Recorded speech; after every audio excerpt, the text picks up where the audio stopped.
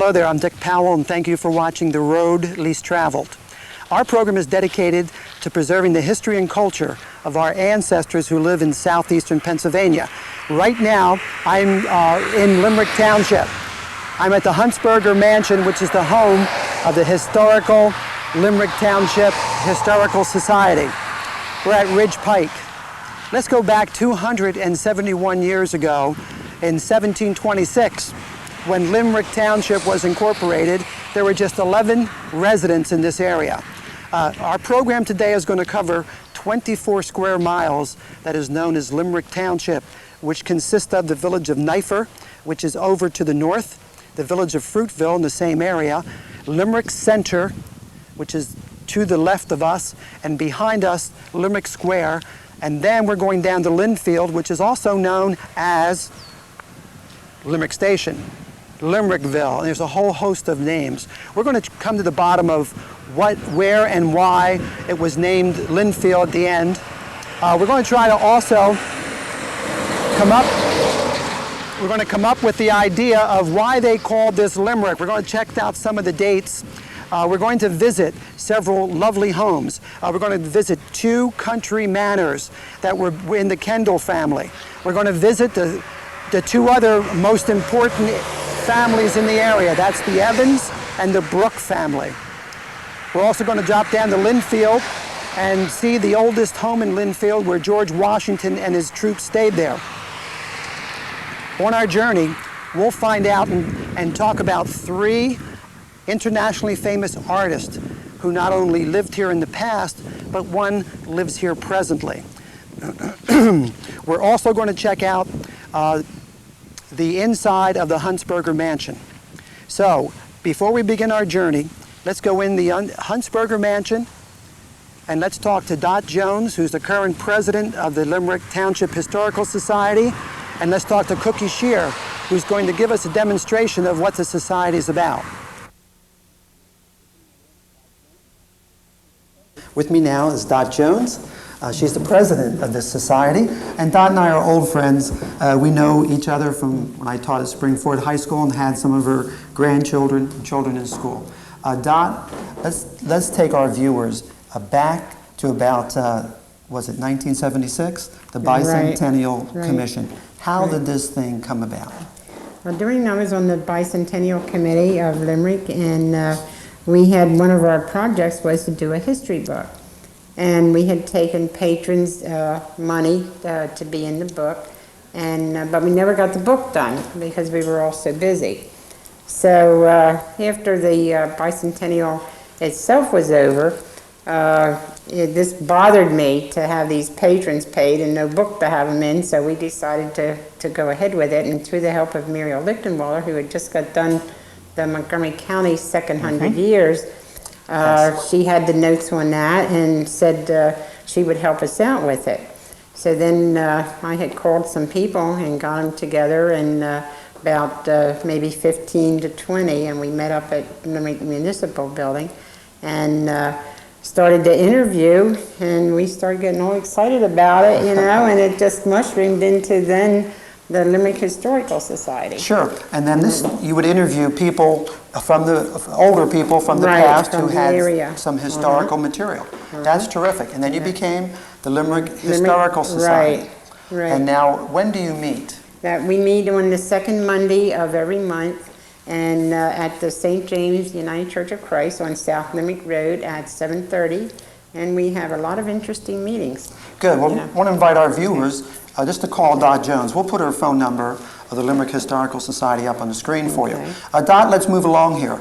Let's get to the Huntsberger house. What was the procedure? How did you find out about this place? Well, it was through Bill Miller. The place was all through of weeds and overgrowth and everything else, and he found out that there was a development going in and they might go and tear it down. And so we started with meetings with Michael Krause, and we finally got it okayed that we were renting for $1 a year till 1994, when we had gone through a lot of procedures to have it given to us outright.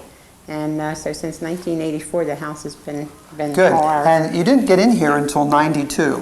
What happened in the interim? Well, we were busy cleaning it up. I says there was a lot of old stuff left in it and a lot of overgrowth and everything. Okay. And and we had a nice man by name of Chester Cannock, which was instrumental in a lot of the woodwork and the redoing the inside of the house, and him and his crew. Good. We'll take a look at some of the woodwork here for Chester, and we want to move on to some of the other areas. But first, Dot, tell me what other things we can see here, what other exhibits we have to look at.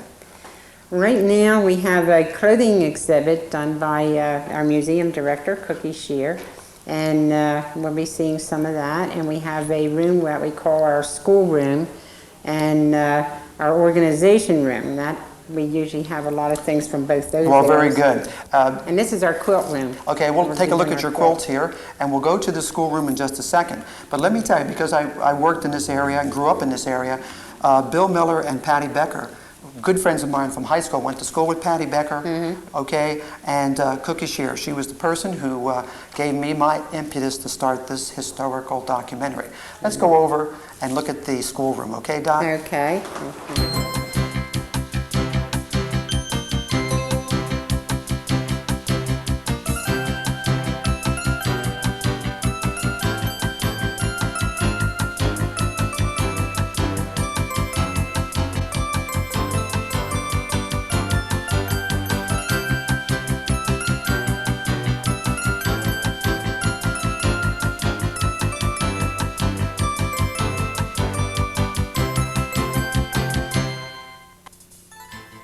We're in the clothing room inside Limerick Historical Society.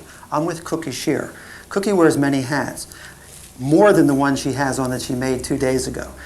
Cookie owns the Brownback Mansion in Linfield, which is a bed and breakfast. Not only does she own that thing, but she was responsible for painting it, for putting up the wallpaper, for making all the brochures, and she does the cooking. She also made the dress she has on, and there's too many things to mention about Cookie. However, the most important thing is she helped me start my career in documentaries for PCTV. Remember that, Cookie? Yes, and this is a true story, and I have to tell it. When I had the idea of doing this, I had to get someone that I wanted to be on the program. It was the Brownback Mansion, and that was in 1992. And Cookie, thank you very much. Cookie, you're the curator here. Yes. Tell us where you got a lot of the materials that you have in here. Well, the things you're going to see in the clothing room today were given to us by a lot of the Historical Society members. Some of them belong to me, but some are gifts to us from other members, and some things are on loan. The button hooks behind me are all on loan from Richard Ross. When you go around through the museum, you'll see different clothing displays. We tried to set them up into kind of sections. If you look into the one case, you'll see children's clothing. Another section are some men's clothing. We don't have as many men's clothing because men don't save their clothing as much as ladies. Theirs aren't quite as nice. Let me think about that. Well, the ladies' clothing are much nicer than the men's are. More beaded things. Men didn't wear the beaded things. So you're going to see a lot of unusual things. Some button shoes. This happens to be a man's button shoe. In my hand I have a shoe buttoner. You would have had to use one of these to button your shoe. The dresses years ago, the collars on dresses and shirts were separate, so you would have had a collar box to put your collars in where you weren't using them to keep them nice. So there were a lot of accessories that we don't have today. There's Edwardian dress, which is white. That would have been about 1900 to 1920. There are a lot of Victorian things, some beaded over garments, and a lot of hats and feathers and things. They liked a lot of accessories. Cookie, tell us about your hours here at the Limerick Historical Society. Well, you can visit us any Wednesday from 9 to 4. We're open every Wednesday, and we would like everyone to come and visit us, see what we have, and also visit our library if you're doing any kind of genealogical type things. Okay, Cookie, thank you very much for being on the program. Thank you. This is a wonderful tour through the Huntsberger Mansion here in Limerick Township. Thank you very much. Thank you.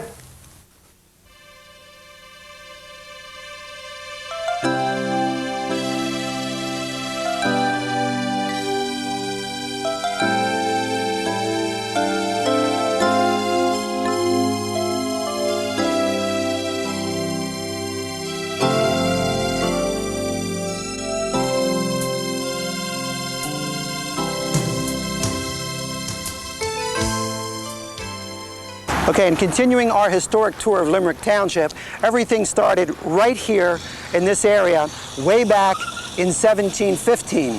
However, in 1726, there were 11 inhabitants here in Limerick when Limerick became incorporated. That was 1726. Now, 271 years later, in 1997, Limerick Township is the fastest growing community, from 11 inhabitants to over 11,000. That's what has taken place in those 271 years. I'm at Limerick Center Road and Ridge Pike. Well, I lived here all my life and never knew what Limerick Center meant. Well, that means this is where the people of Limerick first lived. About a mile over on Swamp Pike and Kugler Road, Thomas Brooke, that's the original Brooke family. They owned 500 acres in this area. Matthew Brooke, in 1718, was the tax collector for this area. Okay, in 1720, both John and Matthew Brooke willed the cemetery. We're in the second part of the cemetery, but the original cemetery is right behind this area. Along about the same time in 1715, the Thomas Evans family bought 500 acres down Limerick Center Road, which went all the way down into what was known at that time as Limerick Station or Limerickville. We know it today as Linfield. We're going to talk about the three families, the Brooke family, the Evans family, and then the Kendall family, who back in the early 1700s owned all this land.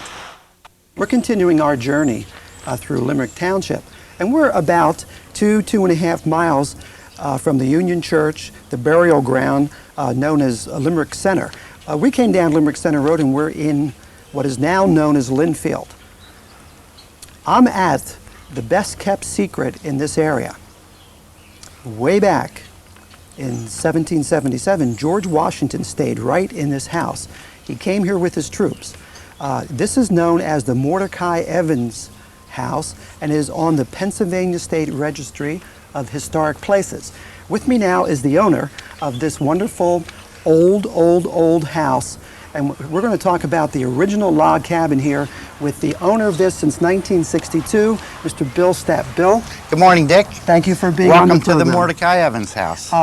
Let's go back. I understand that since, you know, it's about 200 years since Mordecai was here and you bought the house. That's right. But I'm a little confused. Back in 1720, it says William Evans bought the house. Can you explain why you call it the Mordecai Evans house? It was called the Mordecai Evans house because when it was registered with the state, you have to have a name connected. And it was the Mordecai Evans family that occupied this house when it was the general's headquarters when they crossed the river at Parker's Ford. Is that right? And that was in 1776, about September 19th. 1777, September the 19th. Good. And there's an interesting thing. That's my birthday, by the way, Bill, September 19th. Well, it's a good way to remember it. But before we get into Washington, let's talk about the log cabin here in 1720. Now, William Evans built this log cabin. Tell us about the log cabin. William Evans came over here about 1715 with his mother, Anne. And the ground was deeded to them, 700 acres in all. And 300 acres was deeded to William, which took in the whole neck of the river. And on this plot, he built this log cabin for him and his family. I see. Now, there are two homes that William Evans built, this one and one down the street. We're going to see both of them this morning. The original door to the log cabin, by the way, if I'm correct, the log cabin had no windows, had a big fireplace, and was a one room, and that's the original door. Bill, Stepp, and I are going to walk inside this log cabin that was built in 1720. You're going to be surprised when you look inside and hear about the renovations that were made by Mordecai Evans. Okay, Bill, let's go inside. Very good.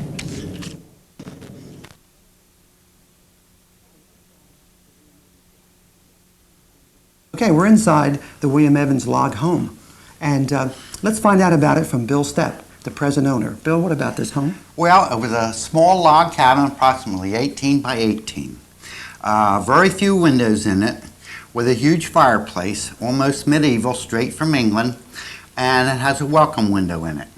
A welcome And the window. welcome window was to put a candle in for any weary travelers to see, and it was a welcome sign for them to warm themselves and partake of warm food. All right, let me get this straight, Bill. These windows weren't here. They were put in later. So that means this log cabin was very dark. The log cabin was very dark. All log cabins were, because glass was so expensive. Correct. All right, good. And then I guess the fireplace not only warmed the place, but lit the place. As much as they could. Good. And there was also room in there for someone to sit and sew and do chores and keep warm. Good. Well, let's see, 1720, 1997, that's about 200 and about 22 years old. Okay, let's go on to the next area of the home that Mordecai Evans remodeled in 1861. Very good. Mordecai Evans was left this property, which was computed to be 100 acres, with the log house. And in his needs, he built on in 1763 this stone end, him and his wife, Catherine. Okay. It was the need for more room. At that time, it was a two-story addition, and they raised the roof of the log section to match the roof of the stone section, Isn't that incredible?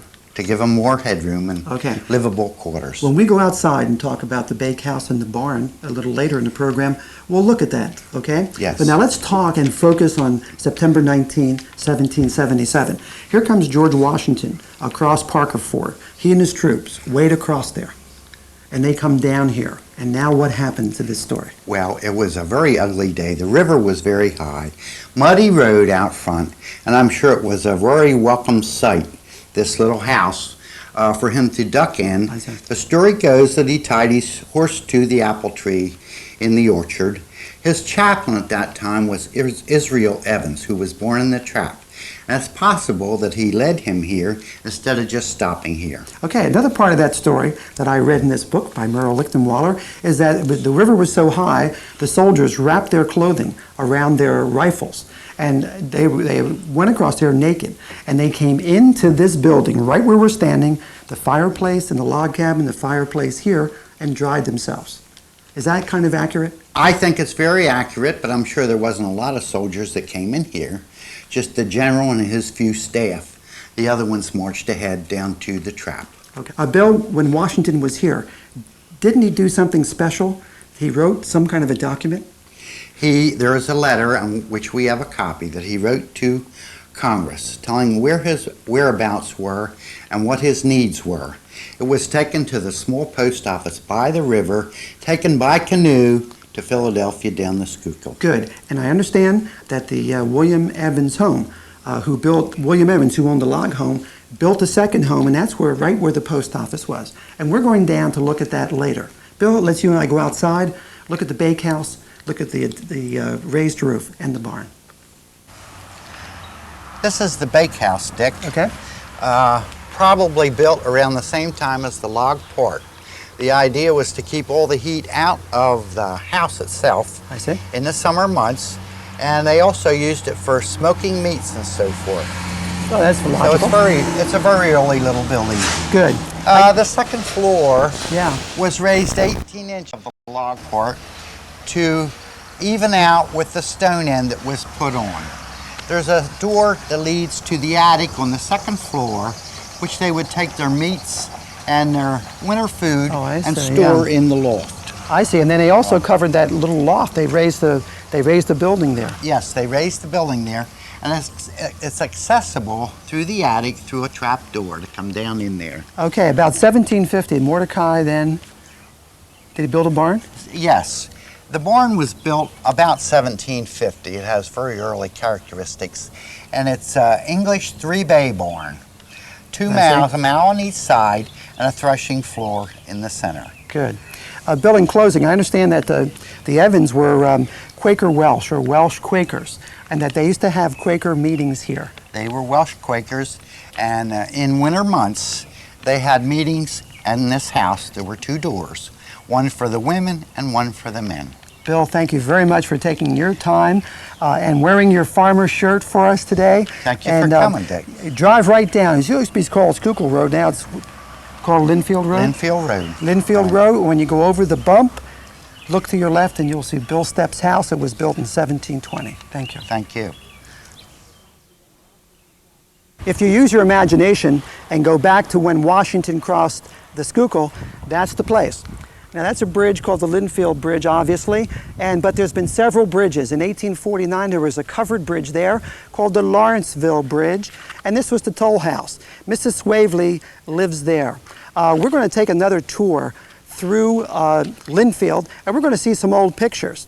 And we're going to talk about some of the buildings and some of the businesses that were here. Linfield was the center of industry for Limerick Township in the late 1700s and early 1800s. Let's go up and meet the mayor of Linfield, and that's Cookie Shearer.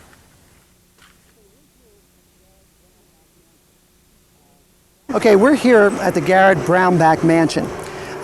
Garrett built this thing in 1897, and we're helping Cookie Shearer celebrate the 100th birthday of this wonderful, magnificent mansion that she has turned into one of the top 12 romantic bed and breakfasts in the United States. However, we're still in Linfield, and I'm confused. When I look at my notes for this TV station program, we find that this Linfield is referred to as the Neck, as Yankee Dam, as Fishtown, as Cowtown, as Limerickville, Limerick Bridge, Limerick Station, and Linfield. Now, I called Cookie Shearer the mayor of Linfield. She's going to help us look at Linfield in the old days, and she's going to take us through with some pictures and a very interesting Afghan that she had designed. Okay, I'm with Cookie Shearer, and I called her the unofficial mayor of Linfield primarily because she owns the largest building, the most important building, the most renovated building, and she's quite talented. One of the things she did is that she designed this Afghan that we're going to talk about that shows the historic sites of Linfield. But first of all, clear up this name of Linfield, will you? Is it Yankee Dam? Is it the Neck? Is it Limerickville, Limerick Station? What is it? It is Linfield. It's been Linfield for about 100 years. Before that it was Limerick Station. Before that it had quite a few other names, but really They're like nicknames. Nicknames, yes, right. Called by different people. Well, yes. I see on your Afghan, and before we look at the Afghan, why did you decide to do this, Cookie? Well, basically because a lot of people have them of their area and the historical sites, and we just thought that Linfield could use one of its historical sites. It's very nice, and by the way, Cookie's a great needlepoint person, and she designed this thing. But enough of that. I see that one of the names that I said, Yankee Dam, is on there. We have the Linfield Railroad Station. Tell us about Yankee Dam. What was that? Yankee Dam was built in the 30s, I believe, and it was built out of wood on an angle so that the fish could spawn up the river, so that it didn't I see. keep the fish from spawning. And I guess Limerick Station, that started about 1833 when the railroads came through here. Yes. And that was an important place. It probably was the post office, etc. Let's see some other things. The covered bridge, we already talked about that. Right. Tell us about the other 4 or 5 things that we didn't talk about. Okay, well, the schoolhouse is on Church Street. That's still there. Rothermill's house, Rothermill painted the panoramic view of the Battle of Battle Gettysburg? of Gettysburg, yes. The church is still there, but it's been added on to. The Hood Mansion is a historical house that we're trying to save, and I don't know how we're going to make out with that because it's on a tract of land that we don't think will survive. I understand that. We're going to look at the Hood Mansion a little later on in this program as one of the premier large mansions right in this area. Let's talk about the fire company. Okay, the fire company has moved out of that building and now is about quarter of a mile away. The building is sitting empty. It is for rent. We don't know what will ever happen to the firehouse. Hopefully it won't be torn down, but it's one of those buildings that's not Okay, and very of course, cost efficient. the large mansion in the center, what is that? That is the Brownback Mansion. That's where you are today. Okay, and we're going to talk to Cookie a little later on about the Brownback Mansion and the wonderful job she did in restoring this. And we're going to help her celebrate her 100th anniversary, a little later on in the program. What we're going to do now, Cookie, is we're going to look at some of the old photographs from the Historical Society and also from your albums. So we're going to take a nostalgia tour of old pictures of Linfield. Thank you, Cookie. Thank you.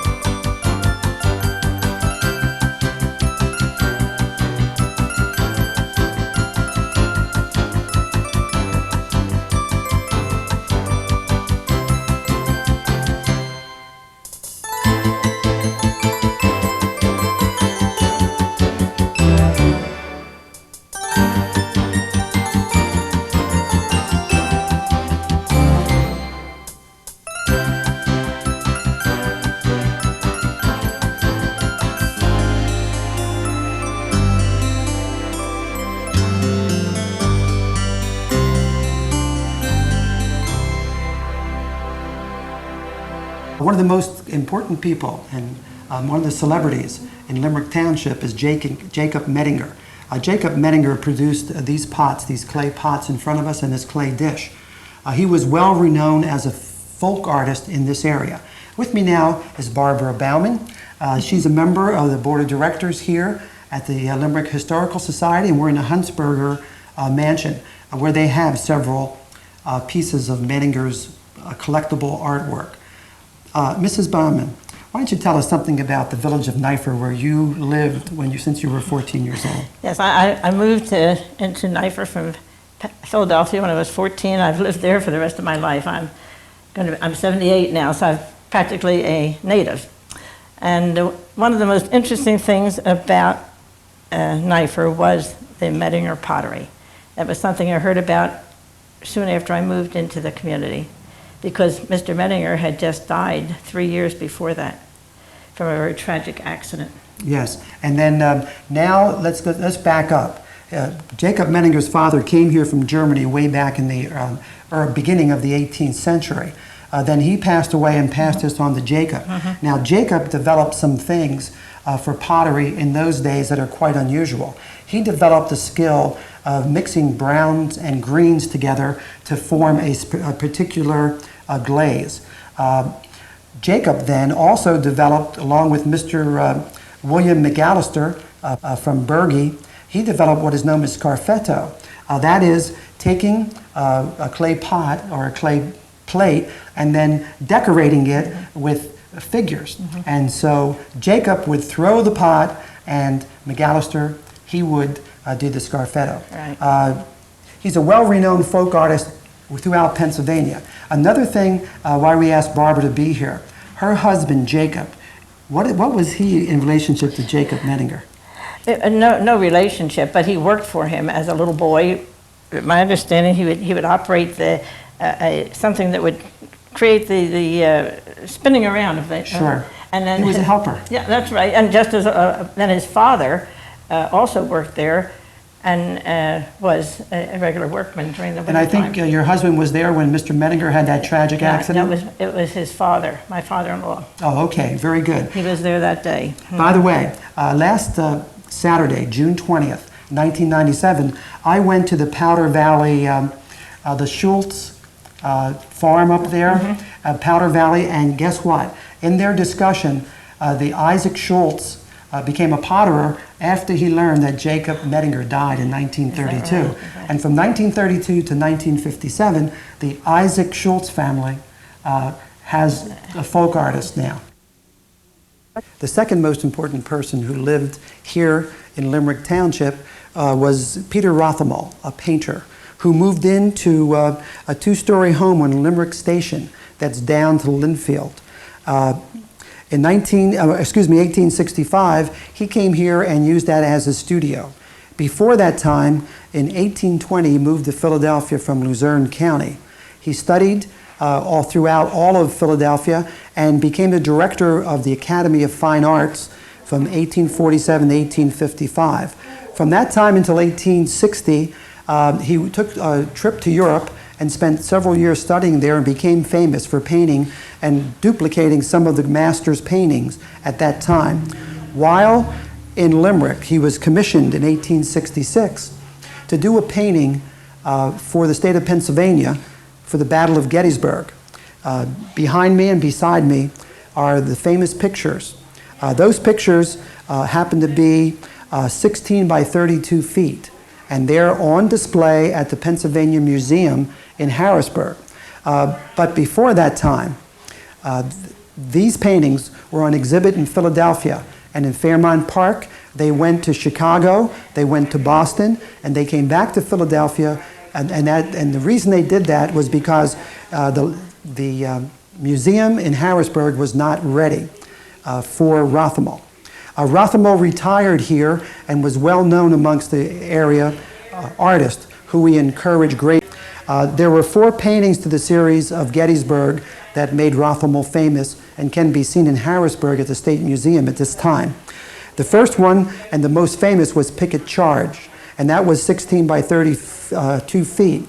The next one was the death of General Reynolds, the charge of the Pennsylvania Reserves, and the repulse of General Johnson's charge. Again, Peter Rothermel lived in this area.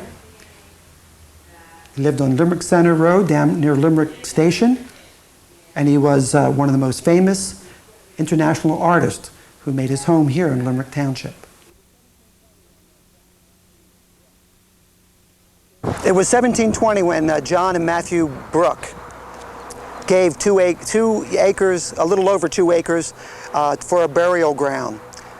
In 1732 is the earliest tombstone in this area. And as you can see, over the 277 years, changes have come here in Limerick Township. Behind me, back in 1985, was the opening of the nuclear power plant. All right, this area was all the Brook Farm. About a quarter of a mile down the street, the Evans family, Ann Evans, the wife of William, and then William's son, William Jr., had the first homes in Limerick. Right now, on the Evans property is the Dinneseny family. They own Twin County Construction Company. That's about a half a mile down. Down further is the Peter Rothermel home. Peter Rothermel was the famous artist that we'll hear about later. Then we go down to Limerick Station, Limerickville, which is now Linfield. And we're going to look at the oldest home here, now owned by Janet and Bill Stepp. So that's our tour down Limerick Center Road. Let's talk about Limerick Center. Remember, we talked about that this was an Indian trail. It was 1718 when the Indians, in respect for William Penn, who they trusted and in their treaty and who they loved dearly, they decided to open up the Ridge Pike today, which was then called the Perkiomen to the Manatee Road. It was 6 horses wide. Coming up the road, if you look from the Perkiomen River, we know that in 1701, there was the Perkiomen Bridge Hotel, the Jacob Schrack Tavern in Trapp, and then we had Limerick Square Hotel and the Limerick Center Hotel. Limerick Center then, the center of this area was Limerick Center Hotel, which today is the Lakeside Inn. There's some other historic sites on Ridge Pike in Limerick Center, and we're going to look at those. We're going to look at the Green Gables, which is a very old historic building. We're going to take a look at the Four Maples. We're going to look at the new airport. By the way, in this area in 1927, the Limerick Airport opened up. We're going to look at the the Limerick Hotel, all right? And that will cover this area, what is known as the center of Limerick, and that's why they named Limerick Center Road. Let's go down Ridge Pike and take a look at some of these historic buildings.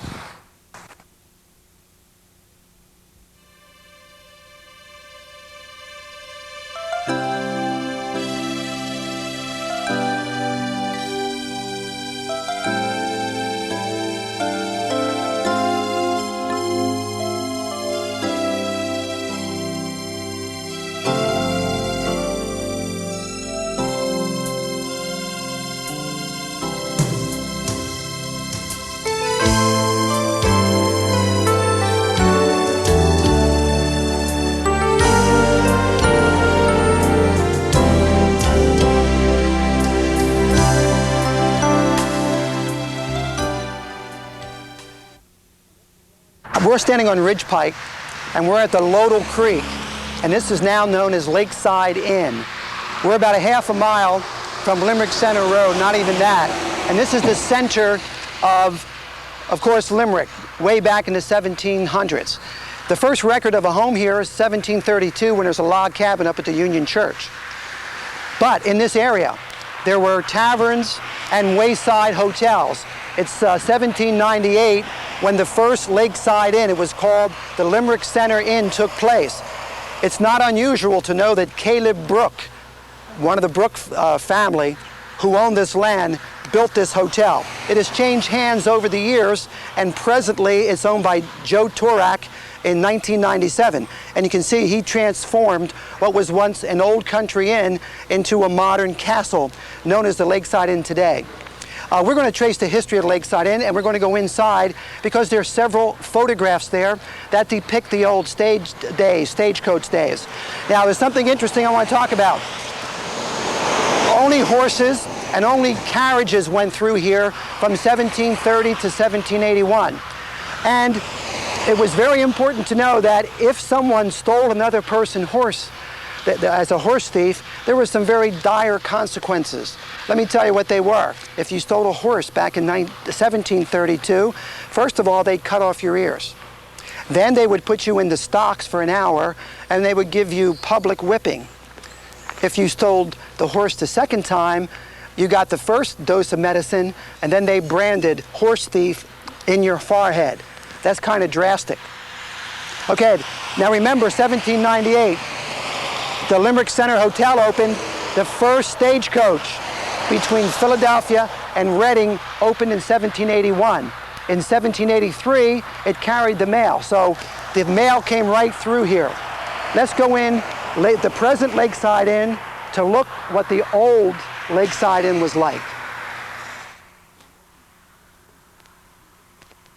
In the 1720s, there wasn't a hotel or anything by the lake here at Lakeside Inn.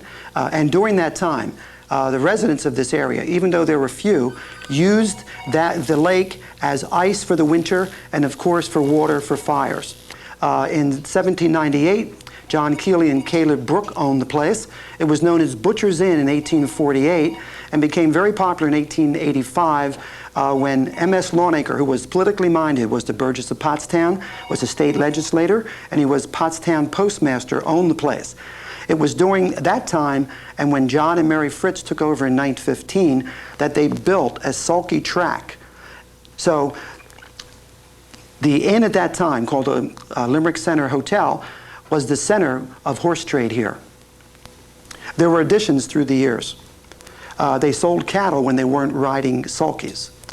The biggest change in Lakeside Inn came in 1946 when Bud Becker and Dutch Reisendelfer took over the hotel. They added some buildings looking over the lake, and they also added several paintings. It's interesting to note that Patty Becker Miller, a board of directors of the Historical Township, Limerick Township Society, was a daughter of Bud Becker. We're going to walk inside and look at one of the nicest paintings, and we're looking at some of the early photographs of Limerick Center and the Lakeside Inn.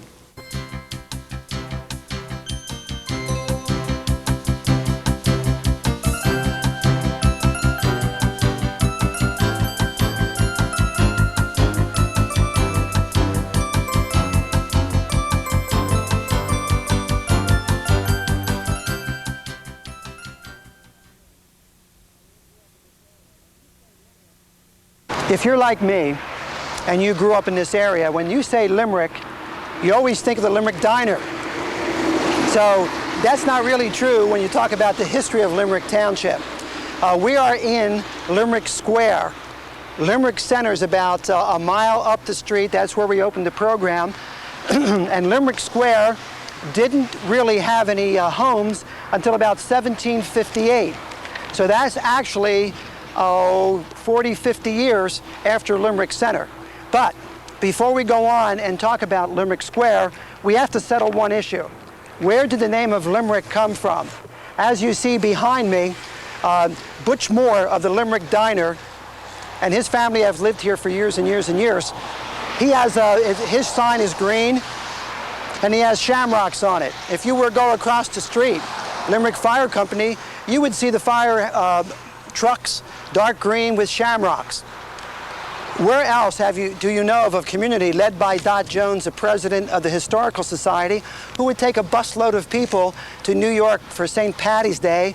And where else would you hear about the chief of police, in this case Doug Weaver of the Limerick Township Police, going over to Limerick Island and exchanging uniforms with so it is firmly established in the minds of the people who live in Limerick Township that Limerick is named after Limerick, Limerick Island that is, and that's spelled L-Y-M-M-E-R-I-C-K,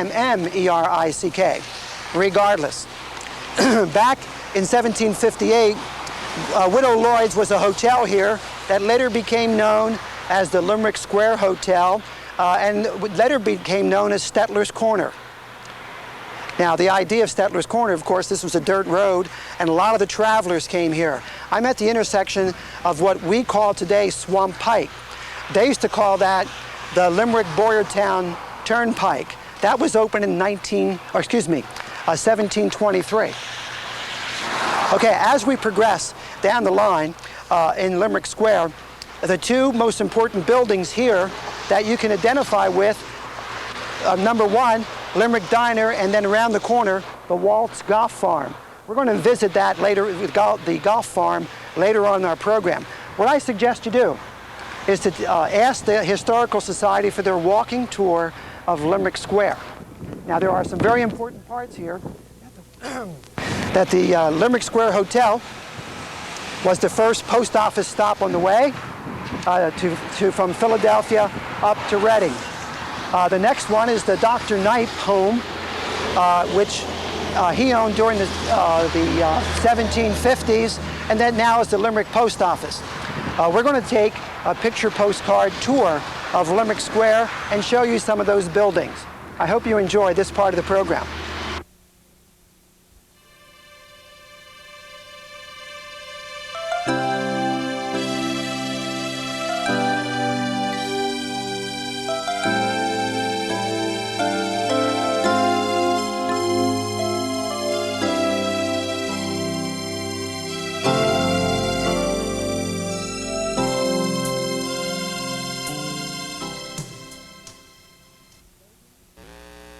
And then I heard the forecast and thought, well, maybe spring isn't here yet, but it will be soon, folks. Here we see County Limerick with their banner. And their banner is, on the bottom of it is the Treaty Stone, and the Treaty of Limerick was in 1691, and on the top is the ancient crown, and on the right-hand side you can see the lion which symbolises the Celtic side of Limerick, and on the opposite side you can see the boar which symbolises the Norman side of it. And Limerick, of course, famous for all of those broken treaties. Michael Walsh, the president, is out there equipped in his hard hat. Get a closer look at Tom Frawley carrying the banner. Now explain to us about the procedure of holding it in one hand as opposed to the other, because there is... Well, the protocol of the flag is you hold the American flag on the right hand. Was Limerick Township, Pennsylvania, named after Limerick Township, or Limerick over in Ireland. Chief Weaver was a guest over there at St. Patty's Day a year or so ago. Chief Weaver, now, what is the story here? What do the people of Ireland think about Limerick, Pennsylvania? When I visited Limerick, Ireland, it was truly apparent that the citizens there believed that our municipality was certainly named after Limerick, Ireland. They truly believe that. That's also my opinion. Oh, very good. And what was the reason that you were invited over there, Chief Weaver? I was invited to actually march in their St. Patrick's Day celebration, which was the 800th anniversary of the city charter of Limerick, and also the 75th anniversary of the Garda-Síochána police force. Well, very good. And what's the story about the uniform now? Tell us about that. Originally, we sent a Limerick Township police uniform to Limerick, Ireland, and their desire was to have one of their officers dressed in that uniform and march in their parade. However, several residents and business persons decided that it was best to have the police chief from Limerick Township, Pennsylvania, come in person. And that's how I arrived in Limerick, Ireland. Well, how did you finance this trip? Did you have fundraisers, hobie sales, those usual things? We did. Perhaps they did in Limerick, Ireland, but it was totally funded by business persons and citizens of Limerick, Ireland. There was absolutely no cost whatsoever to the residents of Limerick Township, Pennsylvania. Good, you heard it first here. The people in Ireland, Limerick, Ireland, truly believe that Limerick, Pennsylvania is named after them.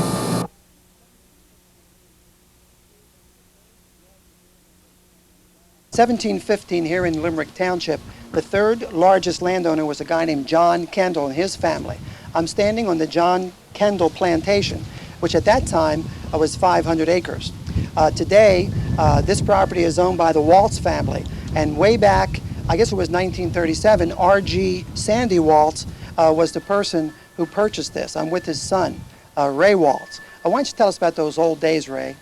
Well, in 1937, my father purchased this particular farm. It was 158 acres, and it came, he bought it off of a bank. It didn't get sold at sheriff's sale. Okay, very good. And this was the house, or was that, this house was here? This house was here, and it was in very poor condition. Okay, but your mother, Evelyn Markley Waltz, is a graduate of the University of Pennsylvania in history. She just loved it. She loved it, and she was determined to make it as it was originally. There was no changing of partitions, and even the hardware stayed the same. Very good. I'm looking forward to going in there in just a few seconds and seeing what your mother did. Let's talk about your father. Your father was the county agricultural agent. County agricultural agent. He worked for Penn State University. Okay, very good. And there's something unique about Ray's father, Sandy. Back in 1948, he was chosen by Norman Rockwell to exemplify a 4-H agent working with little children. And so the Waltz family was even famous back in 1948 when Sandy Waltz was on the cover of, was it Saturday Evening Post? Saturday Evening Post, Norman Rockwell. Okay. Now there's some unusual features out here. Ray, why don't you go over those for us quickly? On this farmhouse is the large stones in the corners that were mined here on this property. And then, of course, the cornice, underneath the cornice of the roof, you can see the carving, and this was done by the person that did the fireplaces. And outside the kitchen, there's a kitchen drain that goes through the wall and was carved from a piece of sandstone, which is very unique. Okay, the last thing before we go inside and look at this wonderful manor house, Ray, let's see, your father was still living, I guess, in 64, 65? Yes. And you boys, your brother Yes. and you, Yes. and your brother Ray and you, no, your brother Bill and you, decided you want to start the Waltz golf Well, farm. we started the golf farm in 1964. And what'd you have out there? Well, we started with a miniature and a driving range and a lit par 3. Okay, now, in this area, there were dairy farmers, and there were cow farmers, and there were regular farmers. You were a sod farmer. What was that all Well, about? no, we got into the sod business a year after we built the golf course. And we Okay. did it mainly to make enough income to keep the farm. Okay, and now you have expanded that 150 acres. Yes, we're over 200 acres now. Okay, and what am I seeing going on out front? Well, we're building an 18-hole par 72 golf course, and we should be open within 4 to 5 weeks. We'll be Okay, open. very good. And what's the name of this golf course? This will be called Turtle Creek. Turtle Creek. Okay. I'm going to ask Lisa Waltz why she calls this thing Turtle Creek. Hey, Ray, thanks. Let's go inside. You're welcome. Okay, we're inside the old John Kendall home. It was built approximately 1740s. I'm with Ray Waltz. We met him before. But, Ray, how do we know that 1740 is the date? Well, we're not really sure, but in the deed it explains how a domicile was built on the south side of Lodell Creek, and this would be in the 1740s. And then, of course, we found firebacks in the Exactly. basement that we uncovered, dated 1741. So that gives us a pretty good indication that we're zeroing in I'd the say 1740s. 1740s. I think those firebacks, they have a biblical description on them, don't they? Yes, one is shows the scene of Cain killing Abel, and it's in German. Okay. And Now, the other one is in the Garden of Eden. Very good. Now this is what they call a manor house. Yes. Okay, how do you describe a manor house?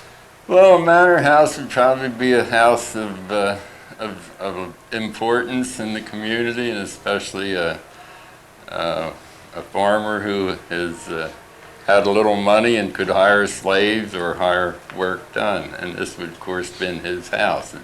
And the high ceilings would indicate this. Most farmhouses in this area are low ceilings, and the thick walls, of course, would give you more cooling in the summertime. I think the Central Hall has a part to play with that. Central Hall has a lot Terrific. Terrific. The rooms leading off is Central Hall. And with your Georgian architecture, well, that's what you would have, a Central Hall and rooms of... And all the things are balanced. But you know what, Ray, when I look around here, there's a lot of windows here. How do you explain the additional windows? Well, in the early days, there was a window tax, and that was a sign of importance and luxury. So if you wanted to sort of defy the window tax, you'd put a lot of windows in your house. And that's why many of your early farmhouses only had one window on each wall to cut down on the expenses. I see, good. Well, I made a mistake then. I've been putting my money in shrubs. I should have been putting them in windows or something like that. Okay, Ray, let's talk about the woodwork here. I understand that your parents, of course, we talked about that before, they were interested in history. And I think all the woodwork here is basically original. Yes. Now, who did it? Do you know who did it? I don't know who did it originally, but it was a man that's supposed to have traveled from Germantown to Reading just doing fancy woodwork in farmhouses. And he would stay in the particular house while he was working on this project, whether it be the fireplaces or the cornice or chair rails. Ray, I think that's really important because when you look around, you see that there's a mark. There's a certain mark that's on all the woodwork here that identifies that particular wood carver, and I wish we knew his name. Now, here in the first floor, how many rooms do we have, and what do you call them? Well, there's four rooms, and they're all of equal size, plus a hallway. And I would say one was used as a kitchen for sure, and a dining room, living room, and then a second room which could have been a music room or entertainment room of some kind. Surely. I understand there's a fireplace in every room? Every other room has a fireplace. Downstairs there's two heating fireplaces, and upstairs there's two. I think there's a very interesting story with the fireplaces, Ray. On the downstairs, they're on what side? Well, and downstairs they're all on the north. Okay. And the upstairs are on the south side. On the south side. And what's the reason for that? Well, I think it was due to the chimney, the way they had the smoke going out the chimney. That way you only had one chimney going through the roof. And in the attic, you can see where the two chimneys joined to become one chimney. Okay, Ray, I understand there's some very unusual German-type architecture on the third floor here, and some original woodwork and things on the second floor. Yes, on the second floor, they're all open beams, and they were made to be that way because they do have a beading along the edge of each beam, and the floorboards on the ceiling show a bead along the edge. Very good. Which would indicate a finished product. Why don't we just go upstairs and see those, okay? This house is built similar to a barn because of the German influence, and you can notice this beam will run the full length of the house, and there's one on each side, and it's put together with wood pegs. Nails were very expensive, and these wood pegs are still here 200 years later. The roof is, of course, wood shingles, and then I want to mention the fireplace. Downstairs, there's two fireplaces on the first floor on the north side, and then up the second floor, there's two on the south side. And you can see here's where they're joined together and go through the roof as one. Well, I certainly thank you for coming to Limerick and interviewing the old Kendall plantation. Well, thank you, Ray Waltz and the Waltz family for your support of this program. And I'd like to make this known to our viewers and to the residents of Limerick Township. You heard me talk about the early families, the Brooks, the Evanses, and the Kendalls. The Kendalls. And now the Waltz family, starting way back in 1937 with 4 generations, is the next large family, large landowner, and 200 years from now, when another person is doing an interview, they're flying around in spaceships doing it, they're going to say, oh yeah, the Waltz family, let's go look at their home. So you met them first here. And I'm sure the house will still survive. Yeah, I'm sure that too. Okay, in Muriel Lichtenwalder's book, Journey Through Time, which talks about the people here in Limerick Township, she mentions some celebrities, and they were Jacob Menninger, who was a folk artist in pottery, Peter Rothamo, who was a very famous artist, your grandfather, Sandy Waltz, who appeared on the cover of Saturday Evening Post. Exactly. Well, now I'm with the #1 celebrity in 1997 in Limerick Township, and that's Lisa Waltz. Lisa Waltz, in 1970, was the Rowdy Ram at Springford High. That's right. And now she's on the screen. That's right. Rowdy Ram to Broadway to Is that the way movie it screen. is? Yeah, exactly. Okay. It's incredible, isn't it? It's incredible, an incredible story. And I thank you for taking time to be on the program. Let's trace your history. Carnegie Mellon. Now, what happened in Carnegie Mellon and just after that? Carnegie Mellon, and then there's something called the League auditions. They take the graduating class and they take them into New York City and put them in front of all agents and casting directors, and from there, hopefully, you get a job or an agent, and I did. And then first job was a touring company with Brighton Beach Memoirs, and after that was the movie Brighton Beach Memoirs, and after that was the Broadway show. I know, Brighton Beach Memoirs. I was a one role person here. Yeah. And then I went to LA with a TV show and decided to stay. Good. Good. Let's talk about your movie career. Just mention some of the movies that you were in. Well, I'm sure you didn't want to miss Pet Sematary 2, where I was killed by potatoes. Very exciting. And a couple small, like Reckless was my first movie, and a smaller film called Red Ribbon Blues, and a movie Bound by Honor that Taylor Hackford directed. Good. But the most exciting thing is Roswell. what's coming at Roswell. He's a Roswell. I'm a Roswell. He's a Roswell guy. Because this is the 50th anniversary just this week. That's right. And you had a walk-on part there, or whatever you call that? It was Good. very exciting. And tell us briefly about that, the animated alien. Oh, they had these like 4-foot, 3-foot animated aliens that we all had to kind of act with, which is kind of interesting. And they were a little more lively than some of the actors I've worked with in the past. But it was really incredibly realistic, and it made my job, because I'm supposed to be really shocked by what I see, quite easy. Very good. And let's talk about the future, the very near future. Future in Hollywood? In Hollywood. Well, it's amazing that you ask. No, usually as an actress you don't have anything to say. People say, what do you have to do next? You say, you tell me. Next is a movie called Odd Couple 2, directed by Howard Deutsch and written by Neil Simon. Starring, of course, Walter Matthau and Jack Lemmon, and I get to play Jack Lemmon's daughter. That's cool. And Johnny Silverman is my fiance in it. And then after that is a new show for Fox TriStar. It's called Ask Harriet. Half-hour comedy, sometime mid-season, hopefully November. So everybody tune in.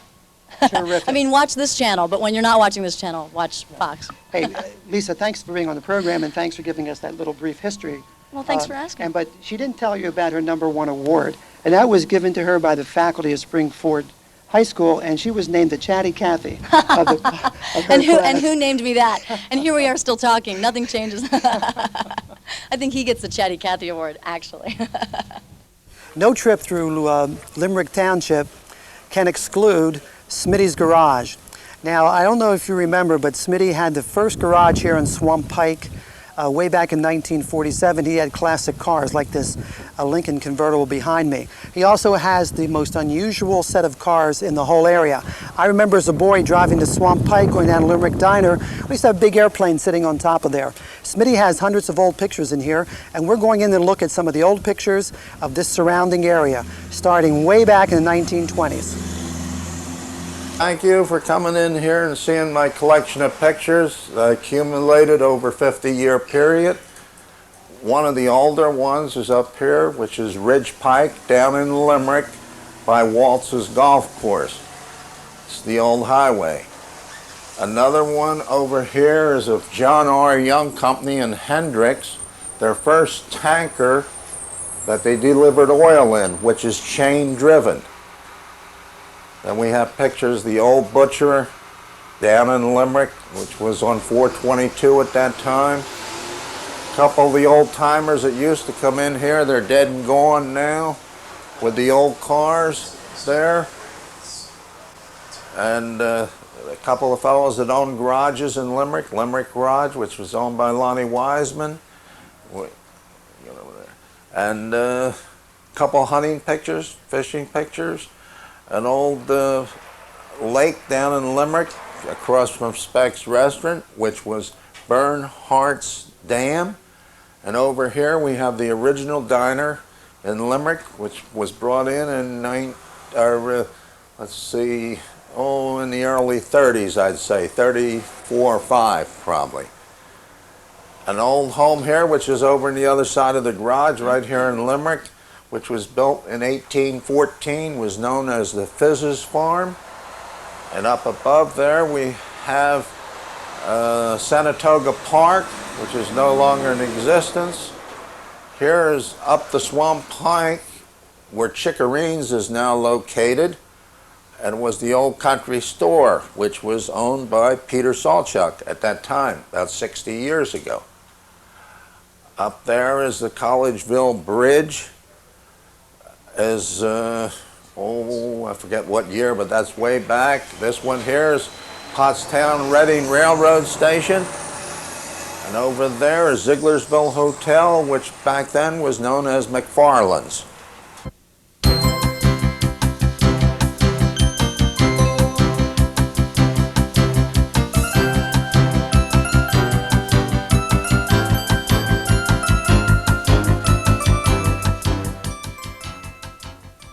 Way back in 1682, William Penn deeded land on the other side of Ridge Pike, on both sides of Ridge Pike, to James Krabs. It was about 1,000 acres. And then through the process of elimination in 1741, it came to John Kendall. Now, I'm on a Kendall property. That's correct. Okay, and I assume that this is maybe John's son, Joseph. I'm with Bob Robinson, who owns this wonderful manor house here. What's your recollection of that, Bob? Well, from the research that we've done, Joseph Kendall was one of John Kendall's sons. He had 2 sons that came to Limerick Township. This property had 300 acres with it. It was deeded to him in 1741. There was a small home on it at the time. We believe that that's probably what integrated into the kitchen of this house. I see. The main Georgian home that we're standing in front of, I believe, was built around 1790. 1790, okay. And what's the indication of that? How'd you get those indications? Well, there's enough publications that you can read that you can date this property by the nails that were used, the hardware, particularly the hinges on the doors, and the style of the millwork. This has federal, not colonial style millwork. It's known as Adams period millwork. Okay, very good. That's very interesting. In our previous discussions, when we talked about these land speculators, way back in 1682, I'd like your reaction to that. William Penn sold this land, and the king was happy. What was the king happy about? Well, the king was happy because he got money for free. I mean, he just took this land and said, it's mine, now I'm going to sell it. They were the biggest land developers they were. I see. There are. So then there's a lot of indication that the land here in Limerick Township was deeded in the 1680s and 90s to land speculators who sold them to the people who came here. Quite interesting concept. We're, I guess, on Joseph Kendall's property with Bob Robinson. Let's go and look at your wonderful manor house that you purchased 11 years ago. We're in the John Kendall house, and I'm with Bob Robinson, who purchased this home approximately 11 years ago. This is a very interesting story. Bob, how did you choose this location in Limerick Township? Well, it is interesting. My wife and I had decided that we were going to move. We were looking for a property, and we wanted to move to New England because we wanted an old house, particularly a salt box style home. And we wanted an original house that we could restore. And we had just come back from a trip to New England where we had looked at homes and had selected 3. We were sitting in a diner discussing the 3, trying to finalize which one we're going to buy. And I'm leafing through a real estate booklet that I picked up in the lobby of the diner as we had gone in. And as I'm thumbing through it, talking to my wife, I said, well, look at this. Let's take a look at this. And if it's still available. So we called, it was still available. We drove out. I drove in the driveway. Both of us walked around the house and said, that's it. We're buying it. Well, this is handsome. You have the picket fence, you have the old barn, and this beautiful, gorgeous, is it Georgian architecture? Georgian style. Georgian style architecture. I can see why you fell in love with this property. How many acres do you have here? We have 11.3. 11.3. What is a Georgian style, please? Georgian style is architecture, came from England. It refers to King George's reign. It is a balanced architecture, exact balance of windows up and down, top and bottom, center doorway. Okay, very good. Why don't you take us through the bottom floor? Now, we're standing in the dining room? This is the dining room. This originally was an office. This was a room of commerce. All the millwork in this home is original, and that's one of the beautiful features about the home. What we're using now as a china closet was a bookcase. The shelves are well worn where they were pulling the books off. Mr. Kendall, who was the builder of this home, evidently was a very wealthy person. We found a lot of money under the baseboards, old coins, when we took the baseboards up doing the restoration. Well, you need any help, by the way? I can't wait to do the next room. Yeah, that's what I say. We can certainly help you on that. Let's talk about some of the other rooms here in the first floor, quickly. First floor, we have a lovely, what is a living room, which was their formal room. They didn't, in the colonial and federal time period, they didn't use a house like we did. Rooms were what was needed to be done at the time. They would entertain in the second floor bedroom. No kidding. Yep. And they did not have a formal dining room. We've made this a formal dining room. But also on the first floor is a formal, living room, a beautiful center hall, a back hall, summer kitchen, and of course a regular kitchen, and an addition we put on, which is our family room. Okay. Bob, I understand you've done a lot of the work here yourself. Is that correct? Yes, my wife and I have been restoring this house since we bought it. The day we moved in, we started a restoration by gutting the kitchen because it had to be done. I see. Well, I think we're going to look at the living room, and that's in the process of being done, and then we're going over to the summer kitchen. Okay. Is that correct? Sure. Okay, we're in the summer kitchen. Originally, this was a separate building in 1870, between 1870 and 1873. This was attached to the house. When cast iron stoves came out, they no longer had the fire hazard and built them as separate buildings. It's the room we use the most. The woodwork is wood from the barn. We had to gut this because it had rotted, and we built it back. Fireplace is all original. Still has its original trammel in it. Original fire door with a working beehive oven, and a working smokehouse is behind it. It's a complete interesting feature and an original feature that needed to be preserved. That's so terrific. We built the room this to is preserve actually it. my favorite room. It reminds me of like an old tavern, like Dickens Inn. Yeah. You know, and I will accept your invitation to join. You know, when you have some grog and all those things that go with it. Now, you've been here 11 years, Bob, and I understand that you found several items on this property. Yep, we did. When I started the restoration of this room, which was the second room, a friend of mine who is into old homes and a little bit of an archaeologist told me, whatever you do an archaeological dig on the floor under the summer kitchen. And I did, and we turned up 4 or 5 boxes of pottery shards and bottles. And as we went around the property, we just kept finding more and more things, and you can trace the lineage and the history of the home from the artifacts that have been found on the property from the very beginning of the 1780s. What was the last thing you found, Bob? The last thing I found was when we dismantled the barn, where the 2 main beams in the barn crossed, was a coin underneath the beams. Is that right? Yeah. Let's look at your window box over here. Sure. In our display case of artifacts that we found, we range from gun flints, pewter spoons, early eyeglasses, handmade hammerheads, hay forks, pottery shards, up to modern gold cufflinks, including clay marbles. And if John Kendall came back, he would recognize this room as his bedroom. It's exactly as he lived in it, with the exception of the closets that have been added. We removed plaster ceilings that had been stuck in the place and washed the original woodwork and got it back to clean. We found underneath layers of paint the original faux marble finish, and we're able to save that. It's got Adams or Federal period mantles, which helped to date the house. All the millwork in this room is original. The finishes on the room are original.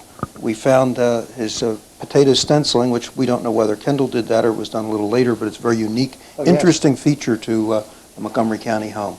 Yes, you know, when I did a story of the Peter Wentz house, they take great pride in having those stencils on the wall. I know they do, and they think they're the only one. Yeah, well, now this isn't true. Yeah. We know better, don't we? And in the next bedroom, which is just finishing the restoration, the wainscoting was decorated with a feather-style swirl, and we've preserved part of that. We've preserved carefully segments of all the finishes in the house so that someone can record them historically. Now, you're in the repairing of this place. What are the other rooms? Are they in sort of half repair? Is that what? We're just finishing the last bedroom, and then I have the center hall to do in the living room, and the house is done I see. inside. And I understand you discovered something very recently that we talked about before on the stairs?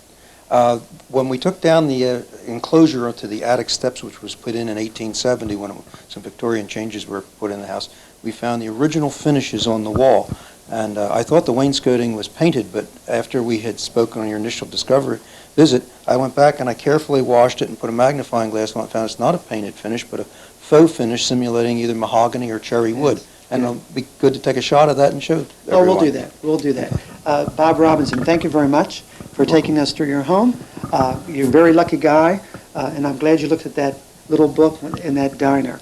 Yes. And thank you for supporting this program for the Limerick Historical Society. My wife and I are very happy to do that. Thank you. You're welcome. One of the most unusual and interesting properties found within Limerick Township is the Hood Mansion, located at Sanatoga and Possum Hollow Road.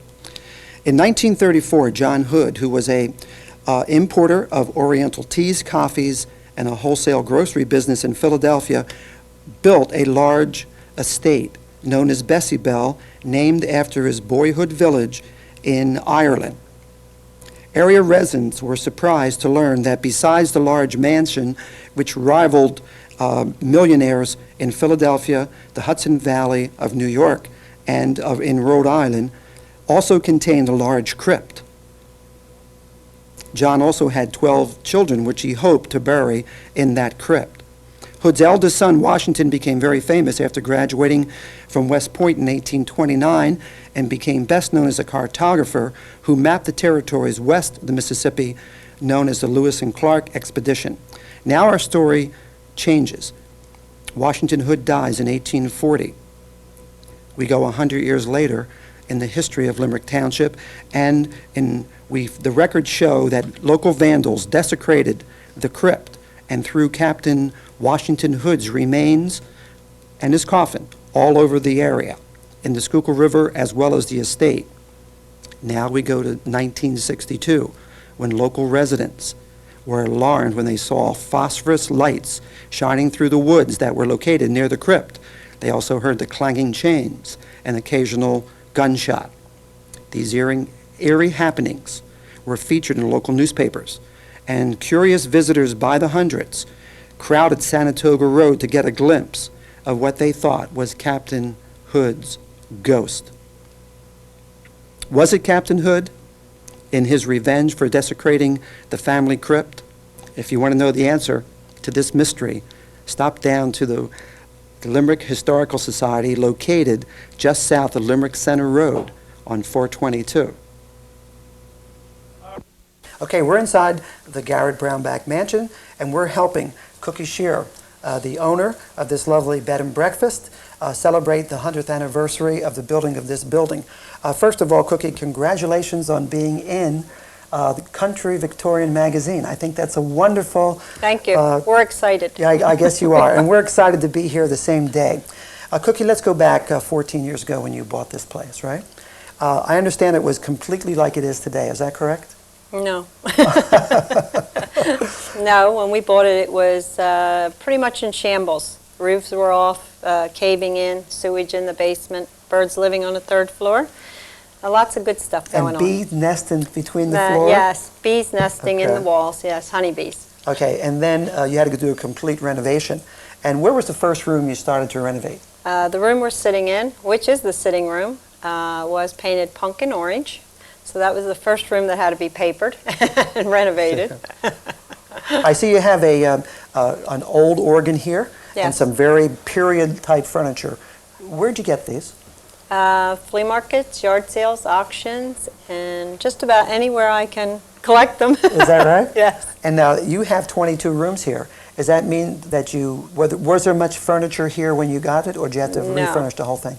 3 dumpster loads of trash. I can't believe that.